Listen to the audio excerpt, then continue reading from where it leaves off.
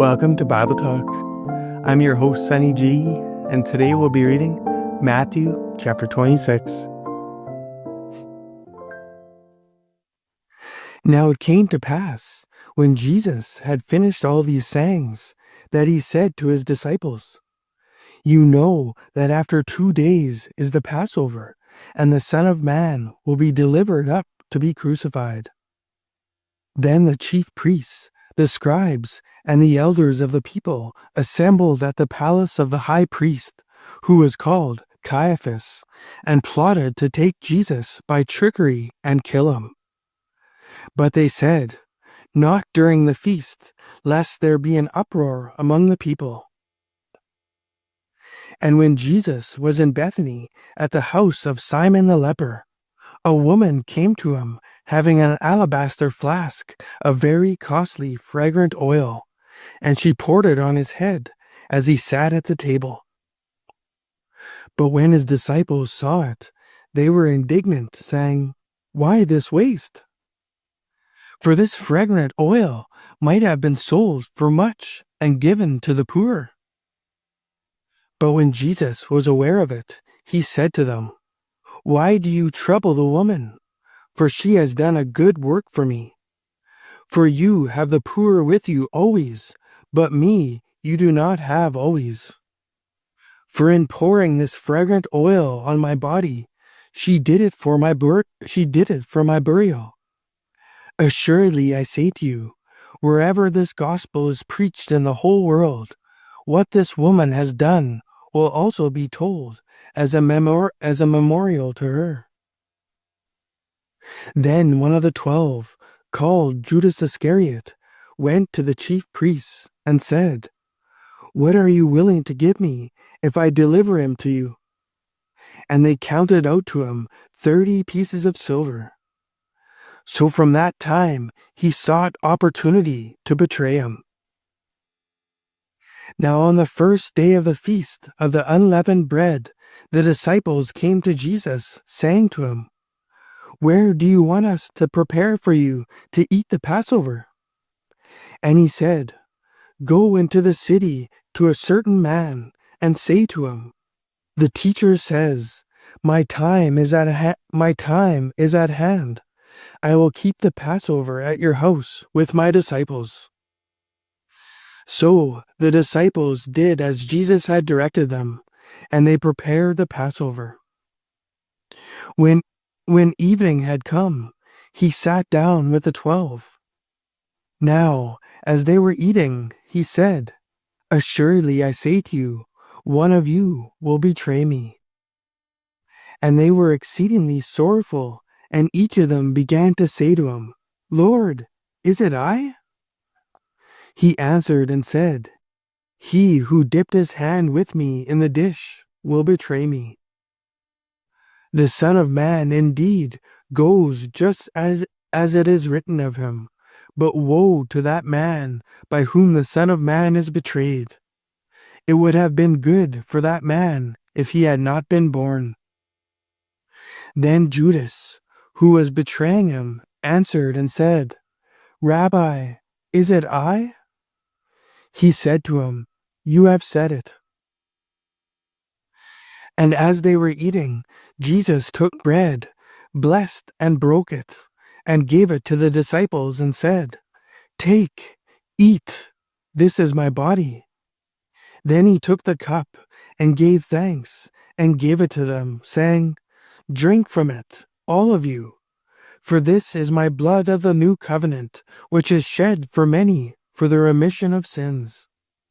But I say to you, I will not drink of this fruit of the wine from now on until that day when I drink it new with you in my Father's kingdom."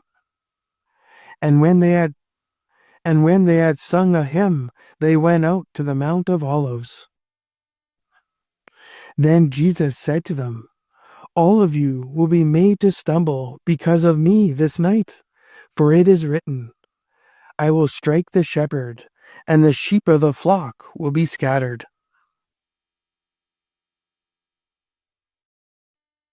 But after I have been raised, I will go before you to Galilee." Peter answered and said to him, Even if all even if all are made to stumble because of you, I will never be made to stumble. Jesus said to him, Assuredly I say to you that this night, before the rooster crows, you will deny me 3 times.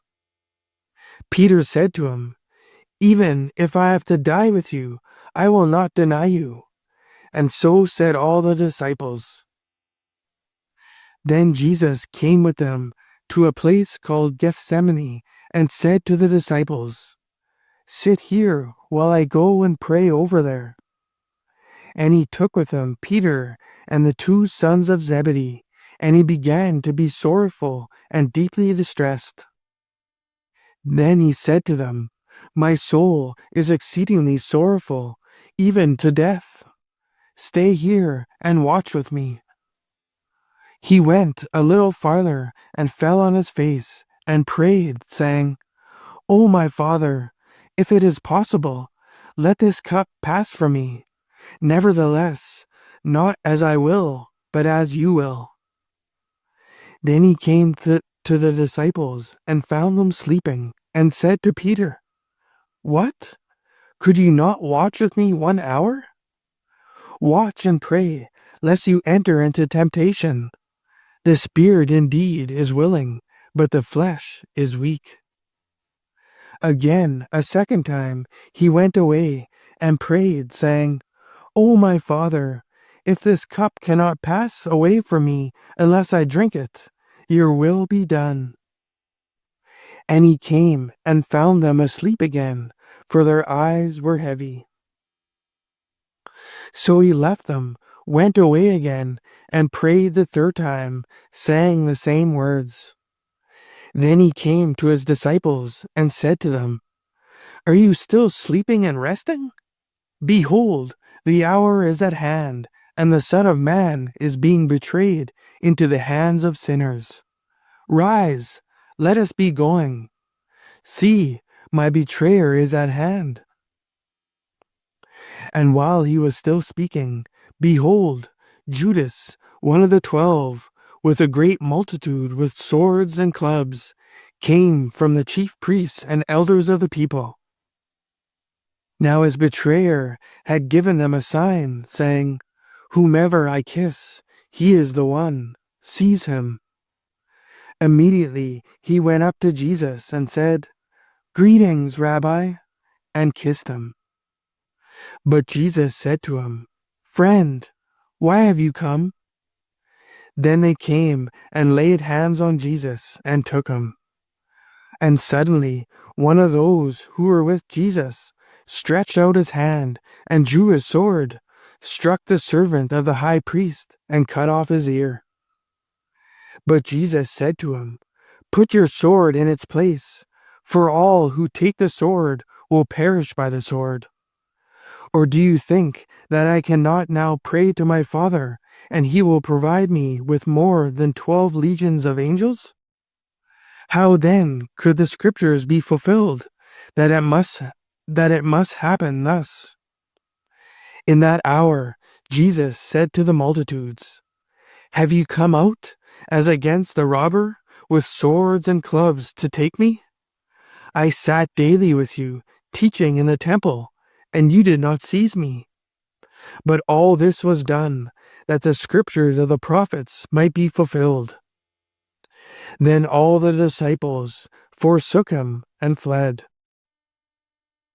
And those who had laid hold of Jesus led him away to Caiaphas, the high priest, where the scribes and the elders were assembled. But Peter followed him at a distance to the high priest's courtyard. And he went in and sat with the servants to see the end. Now the chief priests, the elders, and all the council sought false testimony against Jesus to put him to death, but found none. Even though many false witnesses came forward, they found none. But at last 2 false witnesses came forward and said, This fellow said, I am able to destroy the temple of God and build it in 3 days. And the high priest arose and said to him, "Do you answer nothing? What is it these men testify against you?" But Jesus kept silent. And the high priest answered and said to him, "I put you under oath by the living God. Tell us if you are the Christ, the Son of God." Jesus said to him, "It is as you said. Nevertheless, I say to you, hereafter you will see the Son of Man sitting at the right hand of the power, and coming on the clouds of heaven." Then the high priest tore his clothes, saying, "He has spoken blasphemy. What further need do we have? What further need do we have of witnesses? Look, now you have heard his blasphemy. What do you think?" They answered and said, "He is deserving of death."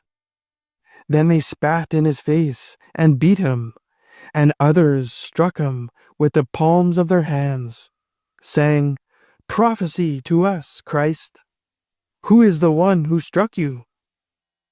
Now Peter sat outside in the courtyard, and a servant girl came to him, saying, "You also were with Jesus of Galilee." But he denied it before them all, saying, "I do not know what you are saying." And when he had gone out to the gateway, another girl saw him and said to those who were there, "This fellow also was with Jesus of Nazareth." But again he denied with an oath, "I do not know the man." And a little later those who stood by came up and said to Peter, Surely you also are one of them, for your speech betrays you." Then he began to curse and swear, saying, "I do not know the man." Immediately a rooster crowed, and Peter remembered the word of Jesus, who had said to him, "Before the rooster crows, you will deny me 3 times."